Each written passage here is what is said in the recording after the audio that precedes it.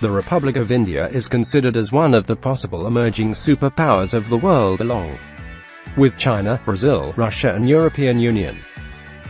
Currently, only the United States fulfills the criteria to be considered a superpower. What are the factors that influence a country becoming a superpower, and what exactly is a superpower? An extremely powerful nation, especially one capable of influencing international events and the acts and policies of less powerful nations. Superpower status is achieved by combined means of technological, cultural, military and economic strength, as well as diplomatic and soft power influence. Let us know how well India is doing in these sectors and understand how far we are from becoming a superpower. Demographic and geographic factors. These are the most important factors which influence the development of any country. Coming to Indian geography. India is 7th largest country in the world, with a total area of 3,287,263 square kilometers. India is a subcontinent geographically isolated in all directions, with Bay of Bengal on south, east, Arabian Sea and Indian Ocean on southwest, and Sulayman Mountains, Seyfud Mountains, Hindu Kush, Karakoram, Arakan Range in world's longest Himalayas covering 2,000 kilometers. This effectively makes Indian subcontinent like a castle surrounded by wall of mountains and water, stretching thousands of kilometers. India has the world's second largest population with 1.3 billion people and counting. Many consider this as one of the disadvantages of the country, which is right for some extent. Most of them choose to ignore the fact that due to its high birth rate, India has a young population compared to most aging nations. Approximately 65% of its population is below the age of 35, and 50% of the population under 24, which adds ridiculous amount of numbers to workforce. As a matter of fact, Indian demographic window has started in 2010, which is predicted to last till 2050.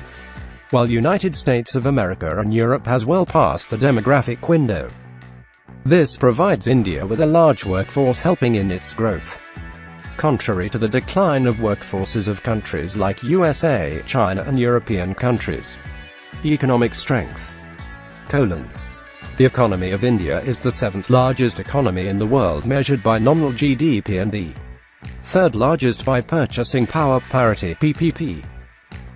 With $2.29 trillion nominal GDP and $8.64 trillion purchasing power parity GDP, and recently overtook China in foreign direct investment.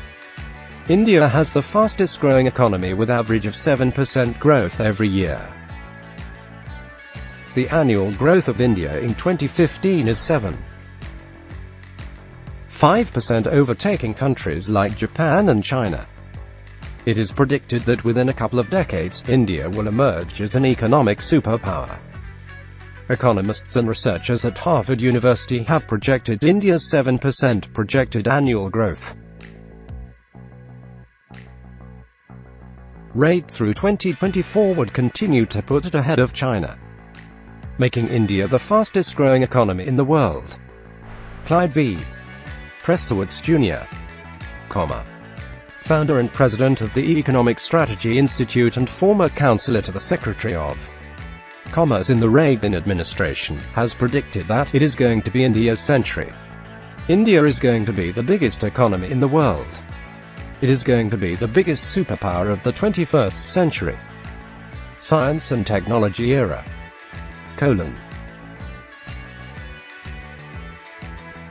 India is becoming one of the world's leading producers of computer software, and with mushrooming R&D centers, it is experiencing a steady revolution in science and technology.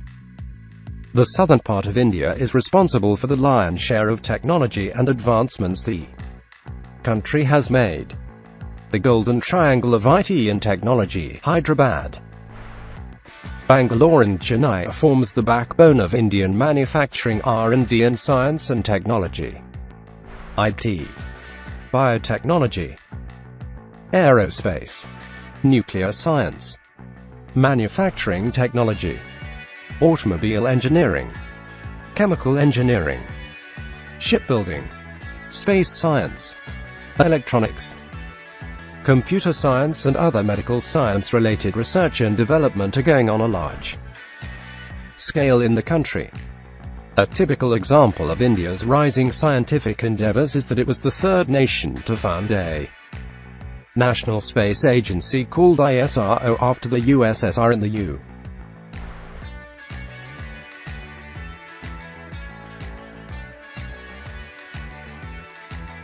U.S.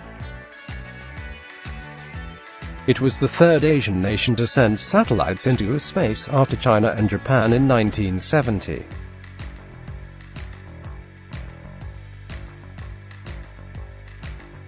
Starting with Aryabhata in 1975. In January 2007, India became the fourth nation to complete atmospheric re-entry in October 2008. India launched its first unmanned lunar probe, Chandrayaan-1. On the 24th of September 2014, India became the fourth nation to have a satellite orbiting Mars. India is the first Asian nation to achieve this and the first to do so in its first try. And we are just getting started. Military and Defense: The Indian Armed Forces of the Military Forces of the Republic of India. It consists of 3 professional uniformed services: the Indian Army, Indian Navy, and Indian Air Force. India has third largest armed forces with strength of over 1.3 million active personnel and 1.2 reserve personnel. The Army of India, as the Indian Army was called under British rule before 1947, played a crucial role in checking the advance of Imperial Japan into South Asia during World War II. It also played a leading role in the liberation of Bangladesh in 1971. The Indian Air Force is the 4th largest air force in the world. India recently inducted its second indigenously manufactured combat aircraft. India is also developing the 5th-generation stealth aircraft. The Indian Navy is the world's 5th largest navy. It is considered to have blue water capabilities with sophisticated missile-capable warships, aircraft carrier, minesweepers, advanced submarines and the latest aircraft in its inventory, along with a significant use of state-of-the-art technology that is indigenously manufactured. It operates 2 aircraft carriers and also plans to induct the INS Vikrant by 2018, followed by a larger INS Vishal. India started the IGMDP to be a self-reliant nation in missile development. The IGMDP program includes 5 missiles like the Prithvi and Agni of ballistic missiles, surface-to-air missiles Trisul and Akash, and also the anti-tank Nag missile. India has possessed nuclear weapons since 1974, when it did the Pokhara I nuclear tests and the means to deliver them over long distances.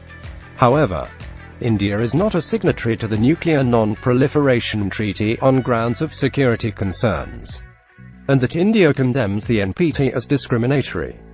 India is currently one of the world's largest arms importers, spending an estimated $16.97 billion in 2004. India has made military technology deals with the Russian Federation, the U.S., Israel and the EU.